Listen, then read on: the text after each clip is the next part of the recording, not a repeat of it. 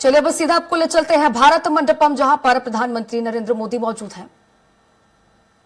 कि यही स्वतंत्र स्वतः स्फूर्त व्यवस्था काम करती रही है।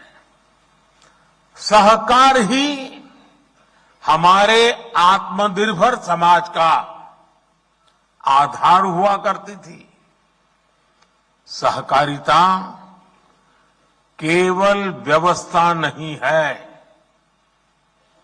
सहकारिता एक भावना है, सहकारिता एक स्पिरिट है। सहकारिता की ये स्पिरिट कई बार व्यवस्थाओं और संसाधनों की सीमाओं से परे आश्चर्यजनक परिणाम देते हैं। सहकार जीवन यापन से जुड़ी एक सामान्य व्यवस्था को बड़ी औद्योगिक क्षमता में बदल सकता है। ये देश की अर्थव्यवस्था के, खासकर ग्रामीण और कृषि से जुड़ी अर्थव्यवस्था के कायाकल्प का एक प्रामाणिक तरीका है।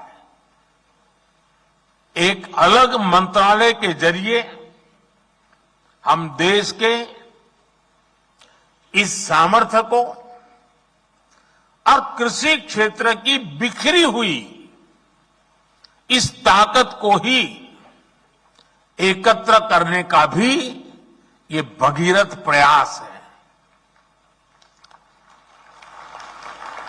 किसान उत्पाद संघ एफपीओज का एक बहुत ही महत्वपूर्ण उदाहरण हमारे सामने है। एफपीओज के माध्यम से आज गांव के छोटे किसान भी उद्यमी बन रहे हैं, अपने उत्पादों को विदेशों तक निर्यात कर रहे हैं।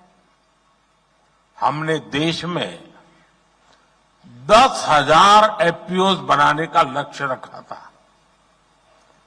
एक अलग सहकारिता मंत्रालय होने के उसका नतीजा ये है कि देश में 8,000 एफपीओज का गठन ऑलरेडी हो चुका है, कार्यरत हो चुके हैं।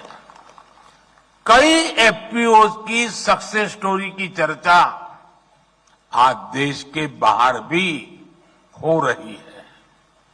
इसी तरह एक और संतोषजनक बदलाव ये आया है कि सहकारिता का लाभ अब पशुपालकों और मछली पालकों तक भी पहुंच रहा है। मछली पालन में आज 25,000 से ज्यादा सहकारी इकाइयां काम कर रही है।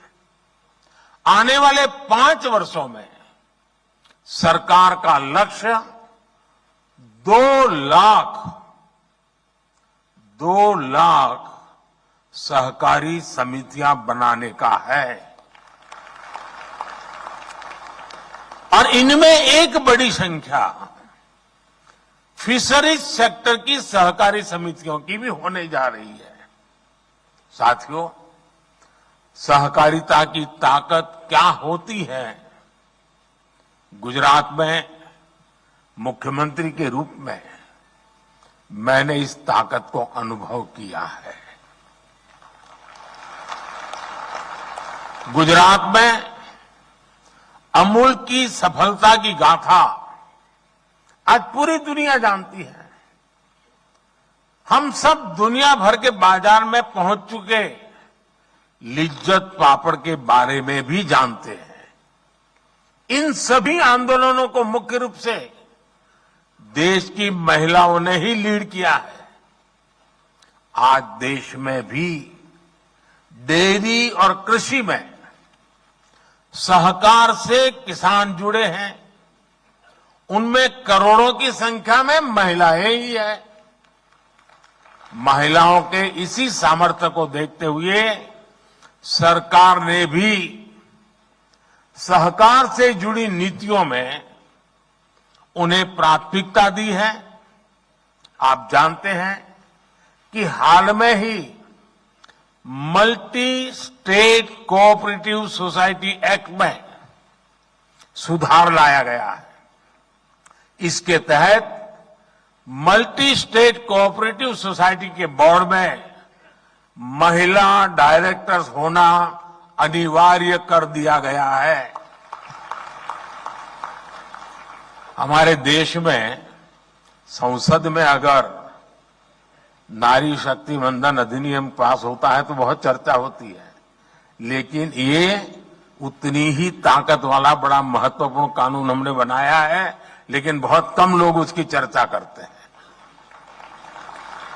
साथियों, सहकारिता किसान की व्यक्तिगत समस्याओं का कैसे इतना ही। आप देखते रहिए स्वराज एक्सप्रेस। नमस्कार।